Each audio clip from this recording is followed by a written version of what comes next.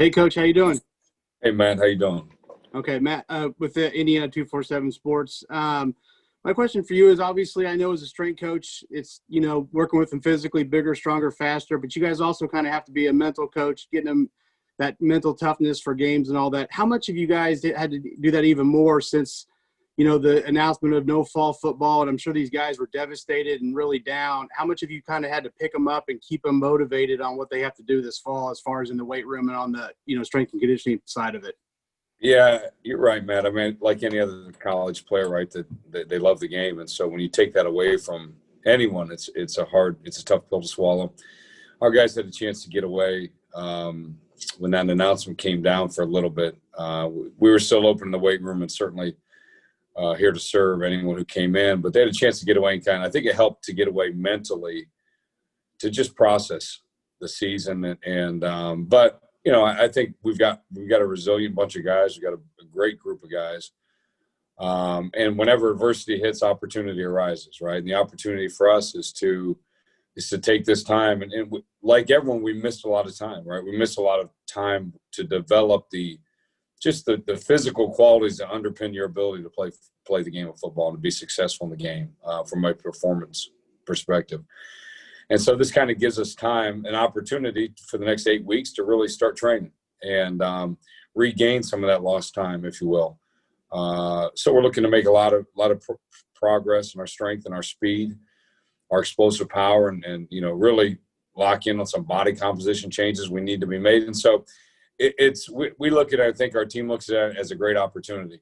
Certainly, would they much prefer to be playing the game? Absolutely. But it's a great opportunity for us to grow as a team and to really hone in on where our deficiencies lie and correct those things here in the next 8 weeks. Thanks, Coach. All right, Zach Osterman, then Kevin Brockway. Coach Zach Osterman, Indianapolis Star. Thanks for the time. I guess kind of in that vein, I imagine it's still, well, I know none of this really is normal, but just kind of what is the structure of things for you with the guys right now? Just kind of how does the typical day look, I guess, and at least as close to normal as it can be, as you talk about a little bit there. Does this feel in a way, I know it's a completely flipped calendar, but like you're sort of getting a second off season with them in a sense? Yeah, I think in a quote-unquote normal year would feel like a second off-season. For me, just coming here in March and not really having an off-season period, I think it just feels like an off-season, like you said, with a flipped calendar. Right now, our guys, obviously, they're in class, and we're training 4 days a week. We go Monday, Tuesday, Thursday, Friday. We lift, we run, we do speed improvement work. Really the focus for now, and we're trying to – look, the game was taken away from them for now. And so just the opportunity to become faster, to become a little bit stronger, and to take them through, typically we have something looming, right? Spring ball is looming that we have to get mentally and physically prepared for, or the season is looming. Right now, we're kind of in this period where, look, the focus, we don't know what's looming. But what we do know is the focus right now is let's see how strong we can get. Let's see how fast we can get.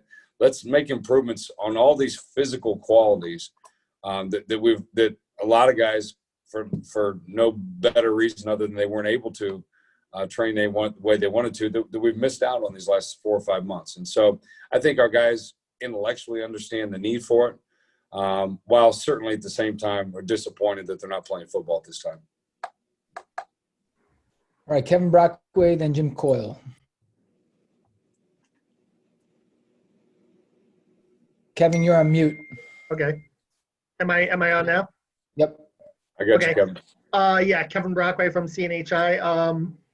Coach, the freshmen, how are they handling this from a maturity standpoint and a development standpoint? And are any guys particularly showing any significant gains? Yeah, it's a great question. And our freshmen got here some late June. Others got here in the middle of July.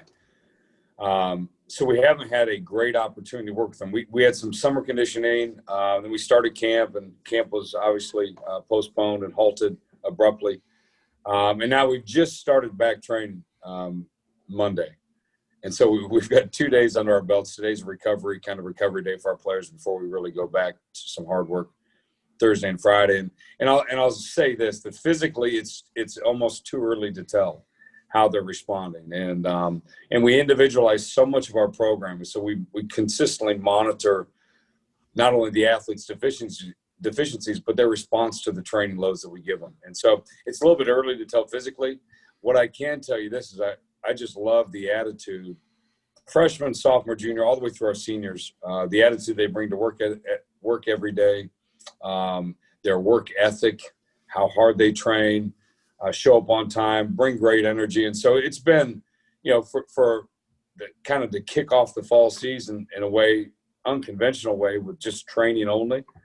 I've been very pleased this week with the attitude and the effort that they've shown so far. All right, Jim Coyle, then John Blau.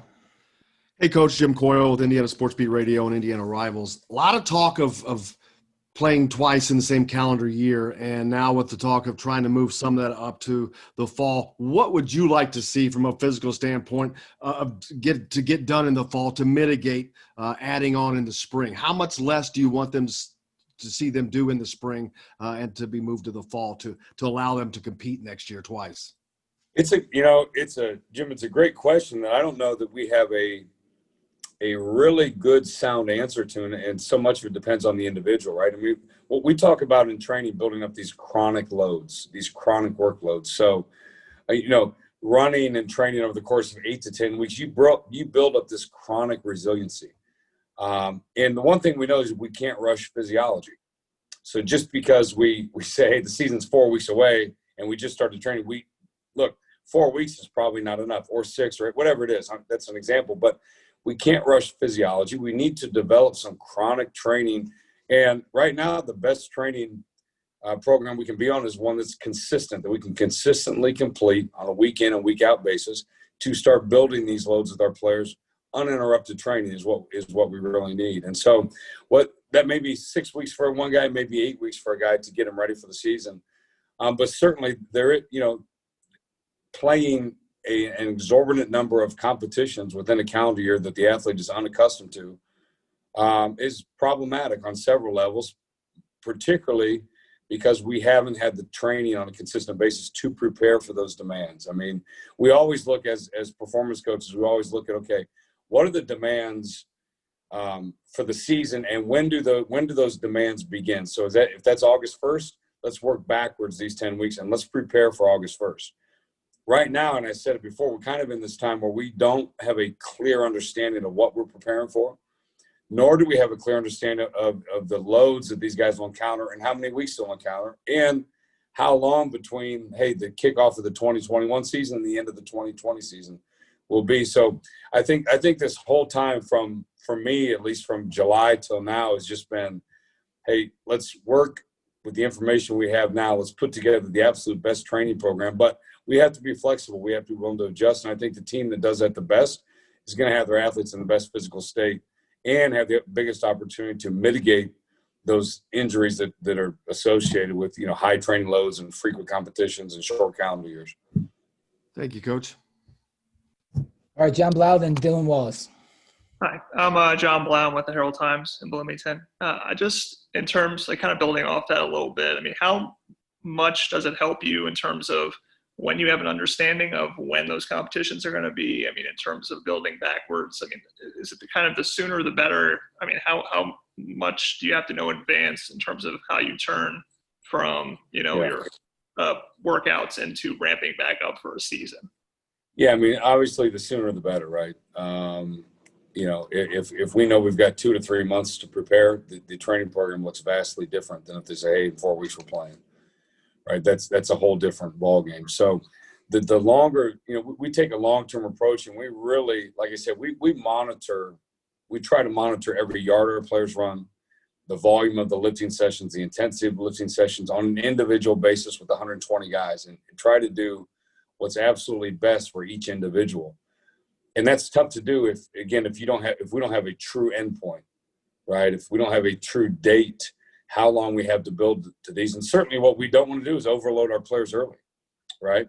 The biggest risk of soft tissue injury, the two biggest risk factors are previous injury, which we have a hard time controlling after it's happened, but also this just large acute increase in training loads. So, and I give you an example. If they say, hey, the season is, boom, 3 weeks away, all of us are going to feel a sense of responsibility to increase these training loads and demands to get them ready for that. And again, there are problems with that. So the sooner we know the start date, whether and I don't know anything you don't know, right?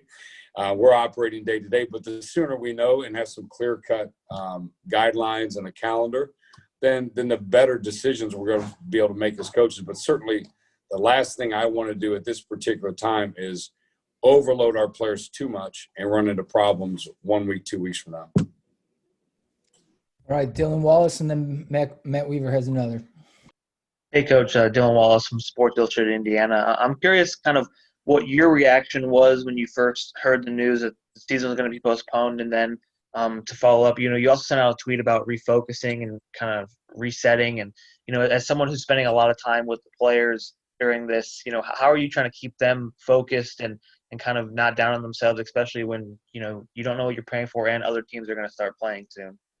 Yeah, I mean, I like all the coaches and players was disappointed, but look, those are things that if we're focusing on the things we can't control, a lot of us are going to be unhappy and stressed with life, right? So the decision was made, and I immediately said, okay, how do we take this opportunity and get better? And so I became excited as a performance coach.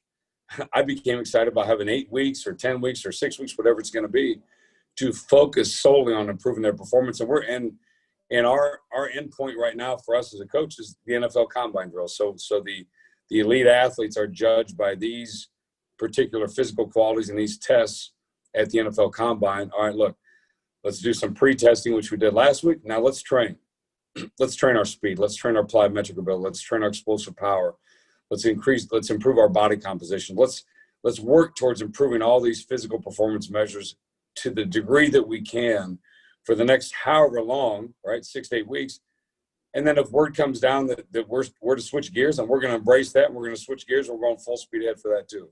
So, Coach Allen talks about in the program, we don't blink, and I don't think our players have blinked. It's okay, that got taken away from us. That's disappointing. Let's refocus on our next goal, and let's go attack it. All right, go ahead, Matt.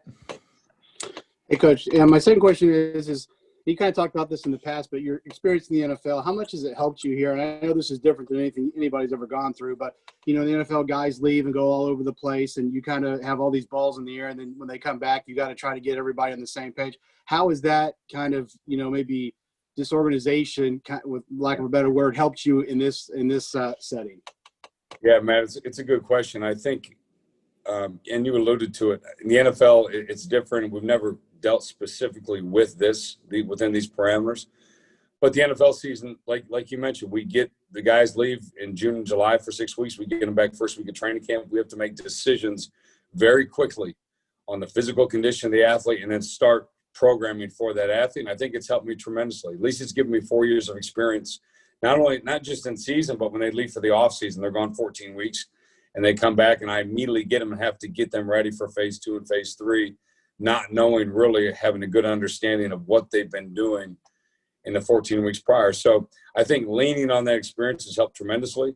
I've been down that road before, and it gives you really, as a coach, kind of a better coach's eye, if you will. So subjectively watching our players train and potentially doing a better job of knowing what they need, because in the NFL, they didn't come back with data. I didn't know what they had done, how many yards they had run, the speeds they had hit, the volume they had accrued.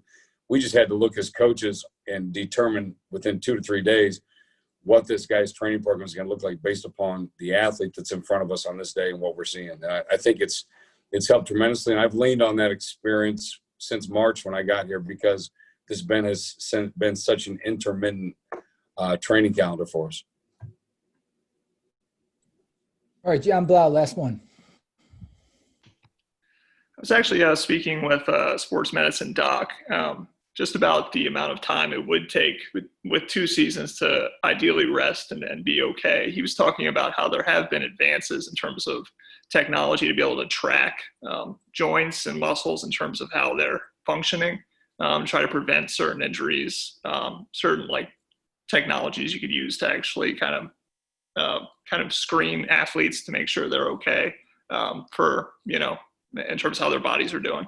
Do you guys have any capabilities to actually kind of measure athletes in terms of their musculoskeletal system and how it's holding up? And I guess, do you have any idea in terms of kind of how to track that if that were to come to that certainly there's several several technologies on the market, and several more are emerging every year, and several that have been on the market are continuing to improve their technology. So I think and I've been down that road with several technology companies. We've tried a lot, certainly in the NFL, that this is a hot topic, right? I mean, because we don't know. And so in the NFL, we developed our own screen for our athletes that we took. We felt we compiled all the research available, whether it's joint range of motions, frontal plane stability of the knee, force plate technology, looking at rate of force development, both eccentrically and concentrically through bilateral jumps and unilateral jumps. And certainly we're very familiar with the space, and we put together what we felt was the best screen for our athletes. And I think it's different at every school. And I think that the athlete can't be taken out of the picture either, right? One of the best monitoring tools is to simply have an honest conversation with an athlete and say, how do you feel today? What's bothering you today? Tell me. And the more in tune the athlete is with the body, the more information he can give you while of how he feels, even while he's moving at high speeds. And so certainly we have access to these technologies, and we have access to the people who can help us improve these technologies. And we do assess our athletes several ways. In fact, we've been assessing our athletes since last Thursday, and we'll finish our last assessment tomorrow. So for the last week, we've been assessing our athletes on about 12 to 15 different metrics for that reason, to get a gauge on neuromuscular fatigue and neuromuscular status, asymmetries that may exist in lower body at high velocities. And so we're continuing to do that. We will continue to monitor our athletes, and certainly if there's a piece of technology or another metric that we feel will help our athletes, we're quick to embrace it and see if it fits in our program.